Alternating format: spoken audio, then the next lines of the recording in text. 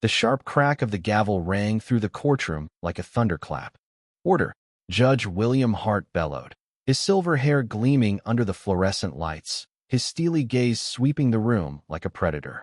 "This court finds the defendant guilty." A collective gasp hushed the crowd. 17-year-old Nia Carter stood rooted to the spot, her dark eyes wide, her hands quaking at her sides. She was innocent, she knew it, and so did anyone who'd followed the case closely. But Judge Hart didn't care. The charge? Stealing a teacher's pricey watch at school. There was no evidence, just one girl's accusation and Judge Hart's obvious contempt for Nia from the moment she stepped into his courtroom. She'd worn her school uniform, spoken respectfully, and even had her principal and friends vouch for her character. None of it mattered. The judge seemed to have decided her fate before the trial began. Nia's mother, Tanya Carter, shot up from the back of the room. "This isn't justice. My daughter didn't do this. Sit down, or you'll be held in contempt." Judge Hart snapped. Tears welled in Nia's eyes as an officer reached for her arm. "No, wait," she whispered. Can I make a call?" The judge smirked. "To who?" "Your boyfriend." Nia swallowed her fear and pulled out her phone. "No, my dad." She dialed quickly, and the courtroom fell silent. "Hey, Daddy," her voice broke. "They said I'm guilty." The judge, he didn't even listen. The man on the other end didn't shout or panic. He simply said, "I'm on my way." When Nia faced Judge Hart again, her fear had vanished. "My father is the U.S. Attorney General," she said, her voice steady, growing louder. "And he's coming." The room went still. Judge Hart's face drained of color, his gavel trembling in his hand. 20 minutes later, 2 black SUVs rolled up to the courthouse.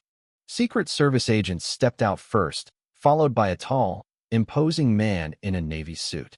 His presence silenced the room without a single word. This was Marcus Carter, Nia's father, the nation's top legal authority, capable of investigating any judge, dismantling corruption, and summoning federal justice with a single call. He didn't smile or acknowledge Judge Hart.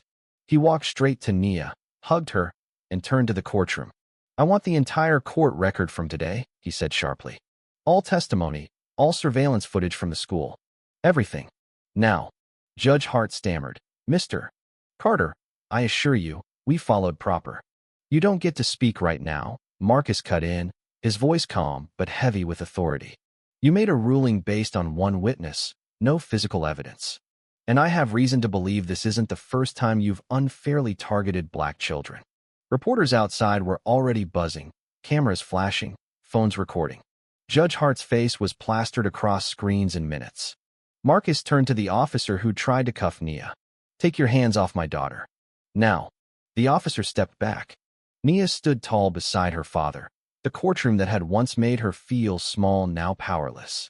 Then Marcus pointed at the school principal, who'd spoken kindly of Nia during the trial. "You said the school's security cameras weren't working that day?" "Yes, sir," the principal replied, shifting nervously. "But the school's maintenance log shows the cameras were serviced last week," Marcus said, holding up a document. "So why weren't they working when the watch went missing?" The principal faltered. "You don't know." "You'll answer that under oath," Marcus said. Judge Hart slammed his gavel. "This is highly irregular." "No," Marcus said, stepping forward. "What's irregular is a racist judge sending innocent teens to detention because of their skin color. This court is now under federal investigation." Judge Hart dropped his gavel. That evening, headlines screamed, "Federal investigation launched on Judge William Hart after wrongful conviction of black teen." By morning, his face was on every news channel. His past rulings exposed dozens of black teens sent to detention on flimsy evidence. Defense witnesses ignored. Not one white student convicted in his courtroom under similar circumstances. Marcus didn't stop at clearing Nia's name. He reopened cases, dozens of them giving kids who'd lost scholarships, jobs, and freedom a chance to be heard. Nia's case was dismissed, her record expunged. The real thief, a student named Emily Klein, confessed in a text to a friend that she'd stolen the watch to frame Nia. The text was recovered the next day. Emily was suspended and charged with filing a false report. Judge Hart was stripped of his robe within a week, leaving the courthouse to boos from the crowd outside. And Nia? She didn't let the ordeal define her. Days later, She stood before her school and spoke. I was almost locked up for something I didn't do, just because of how I look. But I had someone in my corner. What about those who don't? That's why I want to be a Layerto fight for kids like me. The students cheered. Her story went viral. Scholarships poured in from across the country. From nearly being locked away to sparking a national movement, Nia's voice resonated across America.